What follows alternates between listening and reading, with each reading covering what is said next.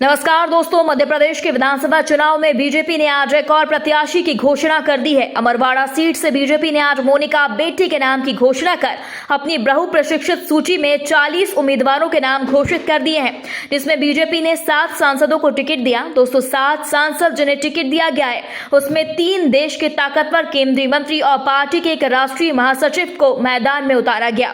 BJP की दूसरी list में बीजेपी ने 7 कद्दावर सांसद, 3 मंत्रियों को उम्मीदवार के रूप में उतारकर राष्ट्रीय राजनीति से सीधे विधानसभा में लड़ने के लिए भेज दिया है और एमपी चुनाव की हारी बाजी पलटने की चाल चलकर एक तीर से 2 निशाने साधे हैं। बताया जा रहा है कि मध्य प्रदेश में सिंधिया, शिवराज के साथ केंद्रीय मंत्री नरेंद्र सिंह तोमर, कैलाश विजयवर्गीय, सिंधिया, प्रभात झा जैसे सांसद, विधायक, मंत्री, नेता अपने परिवार के पुत्र पुत्रियों और पत्नियों के लिए टिकट मांग रहे थे। उन्हें हारी सीट जिताने के लिए खुद ही दांव पर लगा दिया गया। दोस्तों, भाजपा ने कद्दावर मंत्रियों, सांसदों को दूसरी सूची में उम्मीदवार बनाकर जो खेला किया उसने कांग्रेस को भी मुसीबत में डाल दिया है, क्योंकि इस बार बीजेपी मध्य प्रदेश में लगातार नए प्रयोग कर रही है।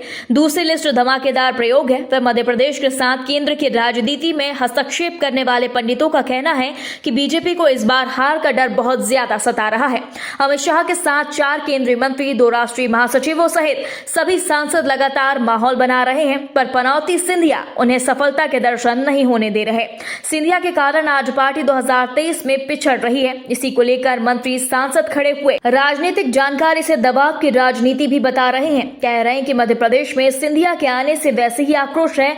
अब 40 उम्मीदवारों में बीजेपी ने 7 सांसदों को उतारा है, जिनमें 3 केंद्रीय मंत्री भी शामिल हैं और पार्टी के एक राष्ट्रीय महासचिव तक मैदान में है। वहीं जमीनी कार्यकर्ताओं को ठेंगा दिखा दिया गया। दोस्तों, बीजेपी की दूसरी लिस्ट में 7 कद्दावर उम्मीदवार ऐसे हैं जिन्हें राष्ट्रीय राजनीति से सीधे अब बीजेपी ने विधानसभा में लड़ने के लिए उतार दिया है। वह जीत भी पाए, पर पार्टी को 222 सीटों पर करारी हार का सामना करना पड़ सकता है, क्योंकि केंद्रीय कृषि मंत्री नरेंद्र सिंह तोमर, जिन्हें दिमनी से टिकट दिया गया, उनकी छवि किस तरह की है इस चुनाव में उन्हें मालूम पड़ सकता है। पर यदि क्षत्रिय वोट एक तरफ नहीं हुआ तो दूसरी ओर केंद्रीय राज्य मंत्री प्रहलाद पटेल हैं, जिन्हें नरसिंहपुर से टिकट मिला है। उनको भी लेकर अफवाह है कि जनता उनसे महिला आरक्षण बिल में ओबीसी की उपेक्षा पर चुप्पी साधने पर बेहद नाराज है। यही हाल राज्य मंत्री फग्गन सिंह कुलस्ते का भी है, पर वह सीट जीत सकते हैं क्योंकि उन्हें निवास से उम्मीदवार बनाया गया। इसके अलावा जबलपुर के सांसद राकेश सिंह को जबलपुर पश्चिम से विधायकी का टिकट दिया गया। सीधी की सांसद रीति पाठक को भी टिकट दिया गया। सतना के सांसद गणेश सिंह, होशंगाबाद से सांसद उदय प्रताप सिंह और पार्टी के महासचिव कैलाश विजयवर्गीय को इंदौर एक से विधानसभा चुनाव में बीजेपी ने उतार दिया है। दोस्तों, मोदी शाह ने एक तीर से 2 नहीं 4 निशाने साधे हैं। दोस्तों, बीजेपी के राष्ट्रीय महासचिव कैलाश विजयवर्गीय को इंदौर एक से उम्मीदवार बनाया गया, क्योंकि कैलाश विजयवर्गीय को टिकट मिलने के बाद उनके बेटे आकाश विजयवर्गीय को टिकट मिलने का रास्ता पूरी तरह से बंद हो गया है।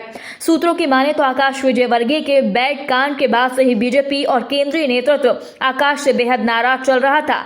बीजेपी मान रही थी कि आकाश की हार हो सकती है। वहीं नरेंद्र सिंह तोमर अपने बेटे रामू तोमर का नाम आगे बढ़वा रहे थे, जिस पर दूसरी लिस्ट ने विराम लगा दिया। अब बीजेपी तीसरी लिस्ट 27 टिकटों में बड़ा खेला कर सकती है। यह सीट भी बीजेपी 2018 के विधानसभा चुनाव और उपचुनाव में हार चुकी है, पर वह लोकसभा के 29 राज्यसभा के सांसद, मंत्रियों को उतारकर शिवराज सिंधिया के खिलाफ जारी आक्रोश को कम कर फिर सत्ता हासिल करने की कोशिश और बढ़ा सकती है। दोस्तों, बीजेपी ने दूसरी लिस्ट 40 प्रत्याशियों में जिन 3 केंद्रीय मंत्रियों और 4 सांसदों को मध्य प्रदेश के चुनावी समर में उतारा है, उनके पीछे कई कारण हैं। बीजेपी का कहना है कि सभी नेता अपने अपने क्षेत्र में मजबूत और जमीनी पकड़ बनाए रखते हैं। जैसे नरेंद्र सिंह तोमर ग्वालियर, गुना और मुरैना में प्रभावी हैं। गणेश सिंह सतना, राकेश सिंह अपने क्षेत्र जबलपुर, उदय प्रताप सिंह होशंगाबाद और रीति पाठक सीधी क्षेत्र में प्रभावशाली नेता हैं, जो अपनी विधानसभा के अलावा आसपास की कई विधानसभा सीटों को प्रभावित कर पार्टी के झोली में सीटों की संख्या को और बढ़ा सकते हैं। वहीं तीसरी लिस्ट में ग्वालियर पूर्व 16 से केंद्रीय मंत्री, राज्यसभा सांसद सिंधिया और दक्षिण से ग्वालियर सांसद विवेक नारायण शेजवलकर का नाम आगे आने की खबर है। कहा जा रहा है कि ग्वालियर पूर्व से महापौर पति सतीश तिकरवार विधायक हैं, उनको हराने की हिम्मत केवल सिंधिया ही कर सकते हैं। सर्वे में भी यही खुलासा हुआ। दूसरी ओर प्रवीण पाठक, जिनका क्षेत्र में विरोध है, पर बीजेपी में 4 प्रत्याशी टिकट मांग रहे हैं, जिसको देखते हुए विवेक नारायण शेजवलकर को प्रत्याशी घोषित किया जा सकता है, क्योंकि बीजेपी ये सीट जीतना चाहती है। दोस्तों, आपको बता दें, इसके पहले बीजेपी ने बंगाल और त्रिपुरा में केंद्रीय मंत्रियों, सांसदों को विधानसभा चुनाव लड़वाने का प्रयोग किया था। बंगाल में केंद्रीय मंत्री मंत्री बाबुल सुप्रियो, सांसद लॉकेट चटर्जी, सांसद निश्चित प्रामाणिक, सांसद जगन्नाथ सरकार, राज्यसभा सांसद स्वप्न दास गुप्ता को विधानसभा चुनाव लड़वाया गया था। यही नहीं, त्रिपुरा में केंद्रीय मंत्री प्रतिमा भौमिक विधानसभा चुनाव के मैदान में उतरी थी, क्योंकि दोनों राज्य में बीजेपी को कड़ी टक्कर के साथ हार का डर था। वहीं यह भी कहा जा रहा है कि जिन्हें केंद्र में मंत्री बनाया गया उनका क्षेत्र में विरोध है और कमजोर पकड़ हो रही है। इसे दूसरी लिस्ट के सामने आने के बाद यह भी कहा जा रहा है कि भाजपा इन मंत्रियों और सांसदों को अब केंद्रीय कैबिनेट में रखने के मूड में नहीं, क्योंकि मध्य प्रदेश जाने की पुख्ता खबर आ रही है। वहीं चुनाव नजदीक देख सत्ताधारी भारतीय जनता पार्टी ने बड़े नेताओं को लगातार मध्य प्रदेश के दौरे करने के लिए कह दिया है। बीजेपी जन आशीर्वाद यात्रा, आशीर्वाद सभाओं के जरिए मतदाताओं को अपने पाले में करने की कोशिश में जुटी हुई है, पर वहां विरोध ने नींद उड़ा दी है। कहा जाने लगा है कि राज्य में भाजपा की स्थिति बेहद खराब है।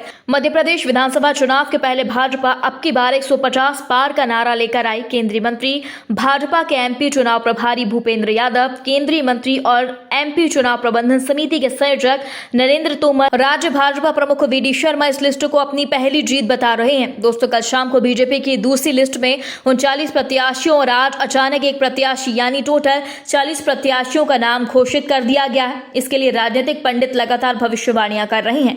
दोस्तों, इस खबर पर आपकी क्या राय है कमेंट बॉक्स में हमें जल्दी बताएं। यदि आपने अभी तक हमारे चैनल को सब्सक्राइब नहीं किया तो प्लीज बेल आइकन दबाकर अभी हमारे चैनल को सब्सक्राइब करें। खबर अच्छी लगने पर लाइक शेयर करना बिल्कुल ना भूलें। भारतीय राजनीति से जुड़ी तमाम ताजा तरीन खबरें लिए हम जल्द आपके बीच हाजिर होंगे। तब तक के लिए नमस्कार, जय हिंद।